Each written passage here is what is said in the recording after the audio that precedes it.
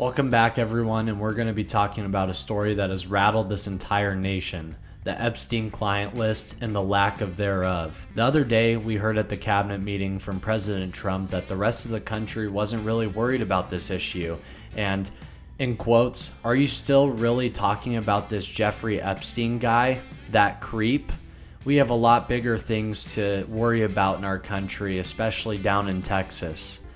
And a lot of people have kind of taken that as a deflection by Trump, and I think they would be right, because when you look at this entire Epstein case, there's always been controversy and stuff surrounding who was really involved with this type of child trafficking and sex crimes that were committed out on this island. And this isn't a new issue. It's gone back since 2008 and 2009 when Jeffrey Epstein was first even really questioned in a court of law about this. And it just really begs the question, is the government just straight out lying to the American people, or are they hiding it and subverting it for a reason that we may not know yet? And today we're going to dive into a lot of the history, a lot of what has came out in the last few months about Jeffrey Epstein, and where we go from here, and how we interpret this information that we learned the other day at this cabinet meeting. So I would advise you all to grab a snack, maybe a drink, and lock in to actually see what our government is trying to hide from us. Pam, could I just interrupt? Sure. Are you still talking about Jeffrey Epstein? This guy's been talked about for years. You're asking, we have Texas, we have this, we have all of the things. There is some other news we're following tonight. Billionaire Jeffrey Epstein is expected to appear in federal court in Lower Manhattan tomorrow following new charges related to alleged sex crimes involving minors. He ended up put the pictures and him hanging himself. I was like, yeah, that guy killed himself. And are people still talking about this guy, this creep? That is unbelievable.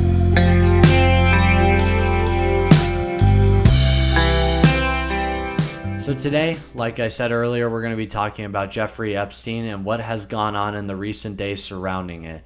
The DOJ and Pam Bondi and Kash Patel have recently put out a statement to Axios that stated that the investigation is over and that the client list, there isn't a client list actually, and that they're actually going to be releasing no new information regarding this case. And that just begged the question to me of, immediately after this, we didn't see Trump go out and blame Biden for any lack of information coming out about this. We didn't see him go out and blame the former president for subverting this information or even destroying it, which kind of leads to a lot of questions and a lot of concern of maybe if there is any damaging information in the Epstein files regarding this current administration. Now, I'm not saying President Trump or anything of that sort, because if that was the case, he probably wouldn't be talking about this issue so much, and he would be afraid to answer some type of questions about it. But we saw during the Biden DOJ no transparency regarding the Epstein client list or anything regarding this case. And then during the Trump administration, the second time, we still haven't seen any transparency. And Pam Bondi went on the news a couple months ago saying that she had the client list on her desk. Well, a lot of people are jokingly saying that she must not own a desk because we still have not seen anything to do with a clients list. And so it just really begs the question of, there has to be something further going on about this. And it kind of leads into the questions about the timing of this situation.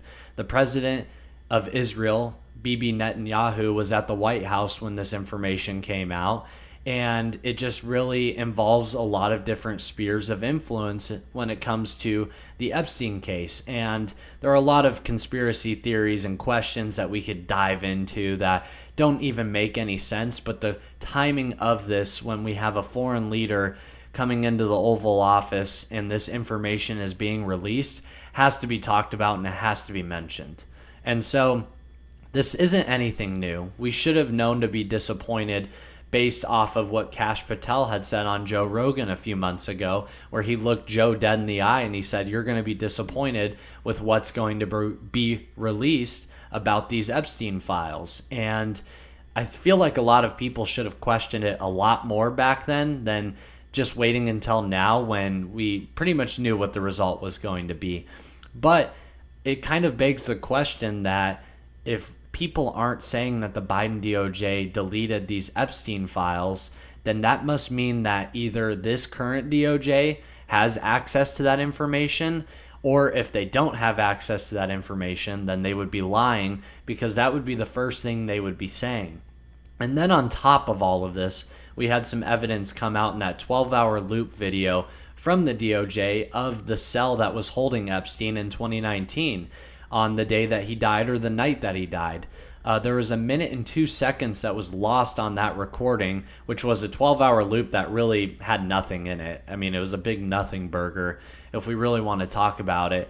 And when you look at that video, there's 1 minute and 2 seconds lost, and that is plenty of time for someone to go in and take someone out.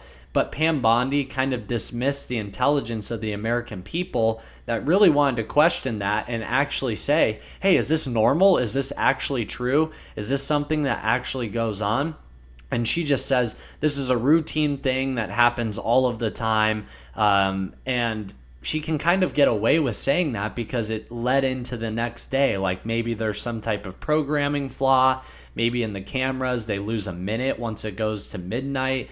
But I just feel like that's very suspect considering what Epstein's status was in 2019. He was the most notorious criminal at the time, the most talked about case in the entire country at that time.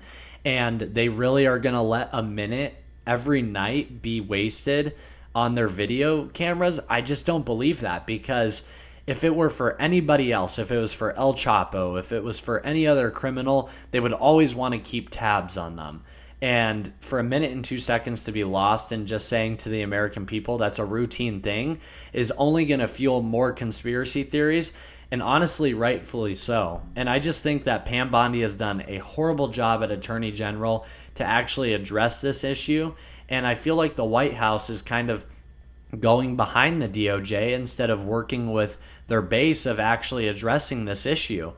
And so it even leads into more questions that I have. And I'm just spitballing here because I feel like a lot of people are in the same boat of me. They're just confused. They're just utterly confused of what this administration is doing when he ran on a campaign promise of releasing the Epstein files, yet once he gets into office, he's going to trust probably an incompetent attorney general when stating that there's no client list. Anything that we've been told before is a complete lie, and this doesn't exist, and that doesn't exist. It just seems like a total fabrication and a lie. And to go back on the base that you ran on, saying that you were going to release this list, you were going to figure out who is trafficking children in our country, is all just a lie. I just don't believe that. And to say that the American people don't care about this issue is honestly something that could develop into a huge scandal for the Trump administration. What's it going to be, Charlie Kirk? Can we pan to the audience? I'm curious. How many of you raise your hand think this is a big deal, the Epstein thing? Would you raise your hand? So, I mean, every hand has gone up. Because if you're saying that people don't care about someone who trafficked hundreds, maybe thousands of children to a private island with some of the most wealthy and notorious people that we know in our country that honestly have built up the persona of America worldwide, and to say that most people don't care about that is kind of just a straight out insult to the American people.